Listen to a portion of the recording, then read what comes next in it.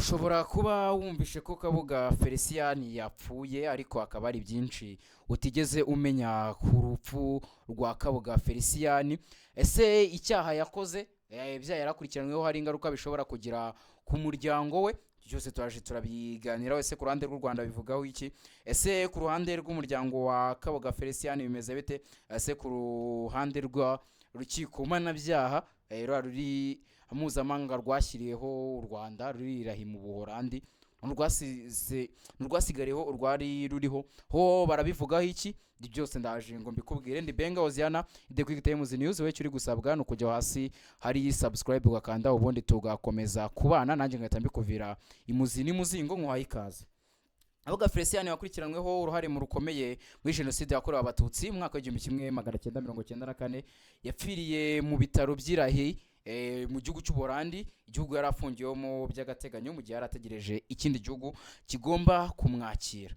Aya makuru yemejwe n'urwego mpuzamahanga rwashyiriyeho gukora imirimo y'insigarira y'inyikomana-byaha IRMCT ku munsi w'ejo narwo rwari rufunze Kabuga Felicien kuva ubwo yarakurikiranweho uruhare muri jenoside yakorewe abatutsi muri Mata 1994. Perezida wa IRMCT Garcia Lagati Santana yategetse ko hakorwa iperereza kugira ngo hamenyekane amakuru y'ukuri ku cyateye urupfu rwa Kabuga Felicien, ashyiraho umucamanza Alphonse Oriye kugira ngo ayobore iri perereza. Kabuga numwe muri ba ruharwa bagize uruhare rukomeye muri jenoside yakorewe abatutsi mu mwaka wa 1994. Maze imyaka 26 yihisha ubutabera aho yakingirwaga ikibaba n'ibihugu byo mu burengerazuba bw'isi wone ari ku mugane w'i Burayi. Kabuga wahoze ari umushoramari ukomeye mu Rwanda yafatiwe mu Bufaransa muri Gicurasi 2020 akurikiranyweho icyaha cya jenoside, mugambi wo gukora jenoside no gushishikariza abantu gukora jenoside.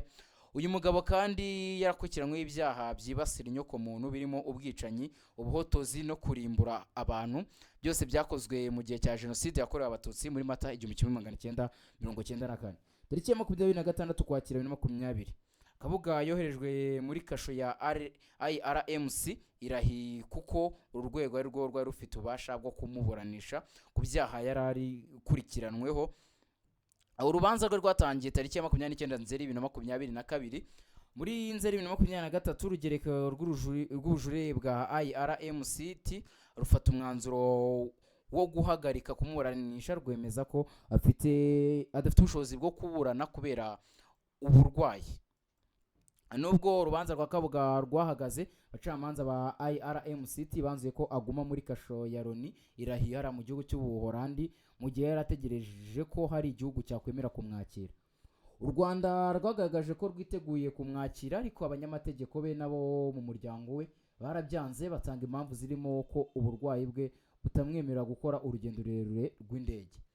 Kabuga yifuza gutura muri kimwe mu bihugu bibiri by'i Burayi birimo Ubufaransa ariko byose byaramwanze.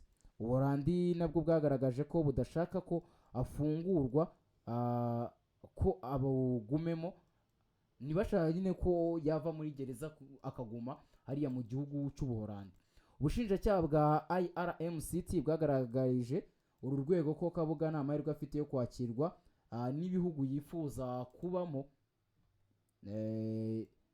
hariya ku mugabane w'i Burayi kubera ko ibyaha bya jenoside yakurikiranweho bimukura ku rutonde rw'agomba kurindwa hashingiye ku mahame yo kurengera impunzi n'amategeko y'i Burayi.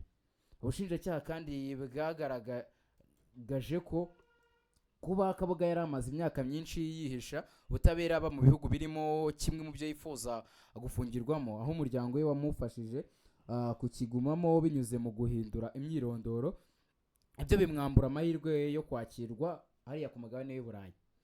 Igisubizo bwatangaga ni kimwe ko Kabuga yakoherezwa mu Rwanda aho kugira ngo akomeze abe mutwaro kuri IRMCT kuko igihugu cyagaragaje ko cyiteguye kubahiriza uburenganzira bwe ndetse no kumufasha mu burwayi bwe.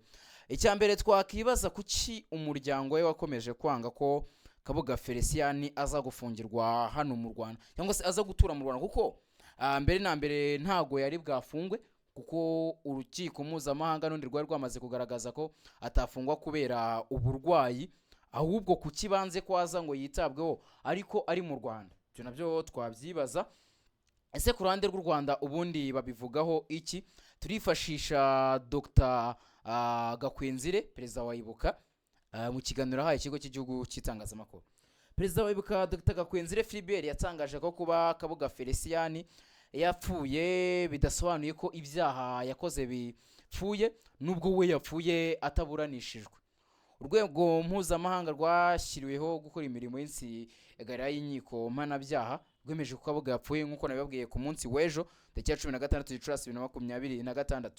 Mu kiganiro rero perezida wa Ibuka Dr Gakwenzire Philibert yajyanye n'ikigo cy'itangazamakuru cy'u Rwanda RBA, yavuze ko Kabuga yageze ku ubukire kubera ko yari ashyigikiwe n'ubutegetsi bwa Habyarimana Juvenal, ndetse bakagirana umubano wihariye kuko bashyingiranye abana babiri.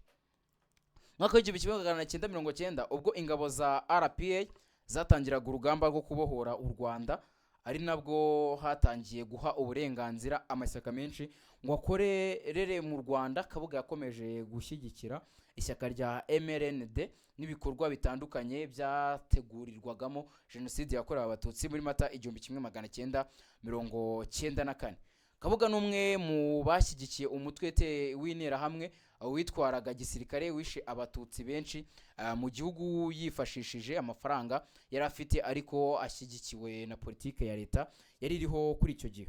Magambo ya Dr Gakwenzire Philibert yagize ati radiyo izwi nka RTRM yakwirakwizaga urwango rwo kwanga abatutsi no kubarimbura, niwe wari uyikuriye kuko yari akuriye inama y'ubuyobozi yayo ndetse yari afite imigabane myinshi muri iyi radiyo. Dr Gakwenzire yahamije ko Kabuga yagize uruhare mu gutegura jenoside yakorewe abatutsi no kuyishyira mu bikorwa.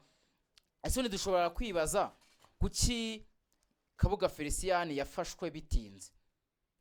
Icyo buri muntu wese ashobora kuba yakibaza. Kabuga Felicien yafashwe muri Gicurasi 2020 nyuma y'imyaka 26 yihishahisha ubutabera kuko yahungiye mu bihugu bitandukanye, hanini agakwikingirwa ikibaba n'ibihugu byo mu burengerazuba bw'isi.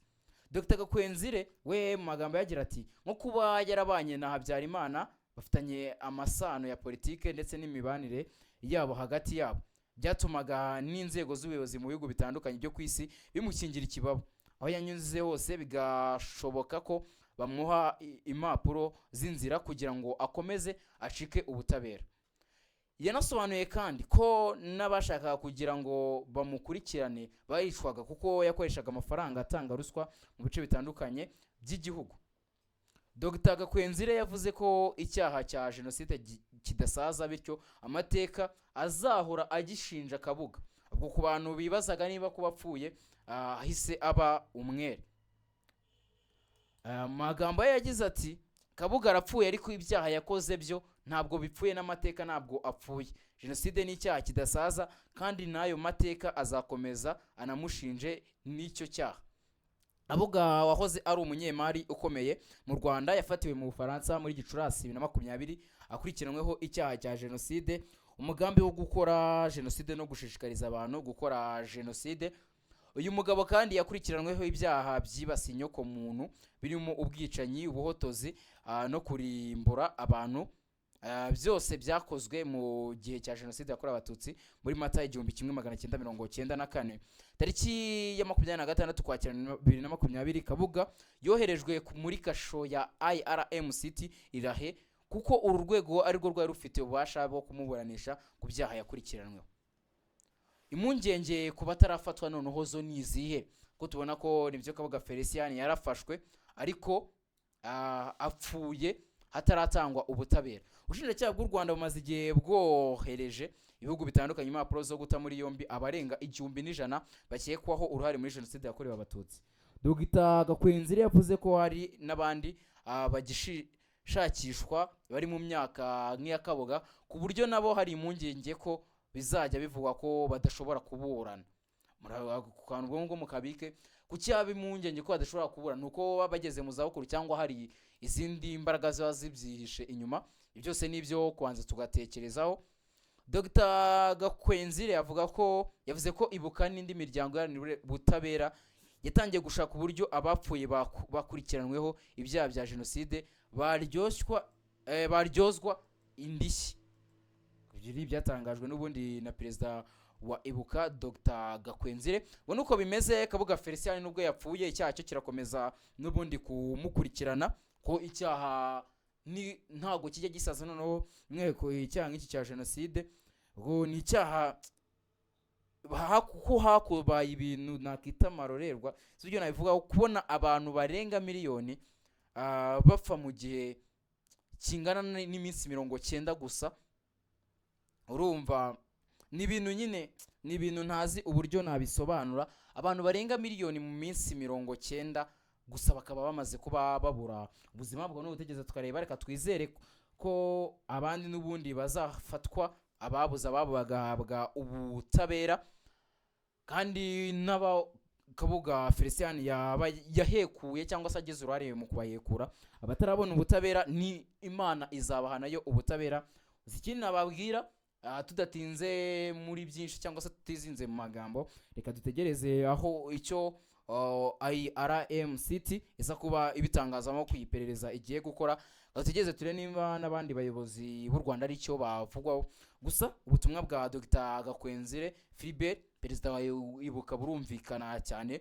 Nta byinshi umuntu yavuga, icyo nakora ahubwo ni ukubashimira, nkabasaba gukanda subscribe kuba batarayikora, ubu tukajya dukomeza kubana muri gahunda zitandukanye, amakuru n'ibiganiro bya The Quick Times News. Icyo nababwira nuko tubakunda cyane, amahoro n'imigisha Nyagasani atanga bikomeze bibane namwe, gahunda zacu zikomeze zibanogere.